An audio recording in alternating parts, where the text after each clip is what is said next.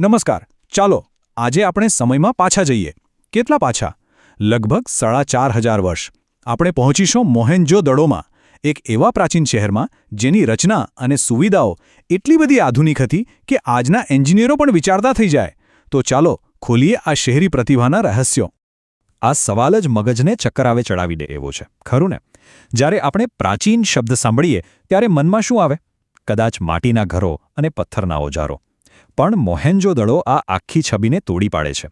આ વિશ્લેષણમાં આપણે એ જ જોવાના છીએ કે કેવી રીતે સાચે જ એક 4,500 વર્ષ જૂનું શહેર આધુનિક ઇજનેરીને ટક્કર આપી શકે છે. તો ચાલો શરૂ કરીએ આપણા પહેલા વિભાગથી, પ્રાચીન નગર આયોજન.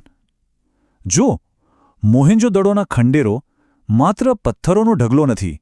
ના, એ એક જીવંત વાર્તા કહે છે. એક એવા સમાજની જેણે પોતાના સમય કરતાં સદીઓ આગળનું વિચાર્યું હતું. અહીં જે દેખાય છે તે માત્ર ખંડેર નથી, પણ એક માસ્ટર પ્લાન છે. આટલી ચોકસાઈથી બનાવેલા રસ્તાઓ અને ગટરોની ગોઠવણ એ કોઈ સંયોગ તો ન જ હોઈ શકે. આટલા મોટા પાયે આયોજન કરવું અને પછી એને અમલમાં મૂકવું, એના માટે એક મજબૂત કેન્દ્રીય શાસન વ્યવસ્થા હોવી જોઈએ, જે નિયમો બનાવે અને પછી કડકાઈથી એનું પાલન પણ કરાવે. હવે આવીએ બીજા વિભાગ પર, શહેરની ગ્રીડ વ્યવસ્થા. આ શહેરની ભવ્યતાનો અસલી પાયો છે ને એના રસ્તાઓમાં છુપાયેલો હતો. એક એવું જબરદસ્ત નેટવર્ક જેણે આખા શહેરને એક સુવ્યવસ્થિત માળખામાં બાંધી રાખ્યું હતું.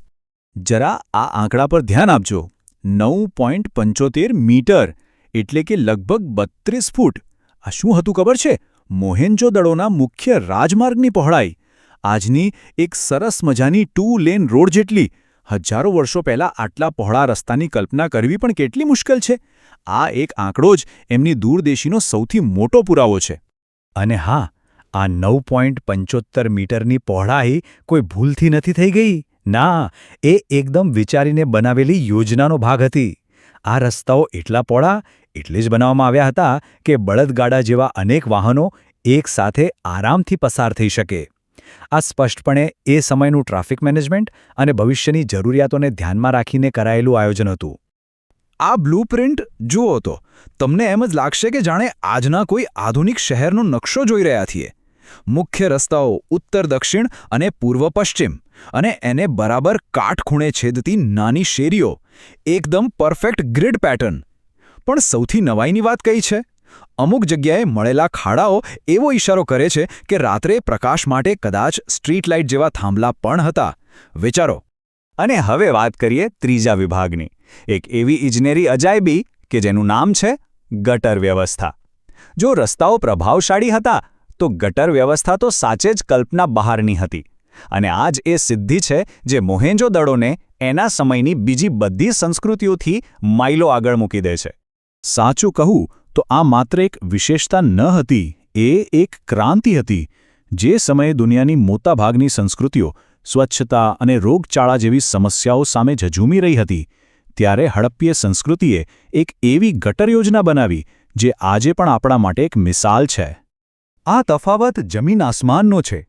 જરા આંખો બંધ કરીને કલ્પના કરો, પ્રાચીન શહેરોની સામાન્ય સ્થિતિ કેવી હશે?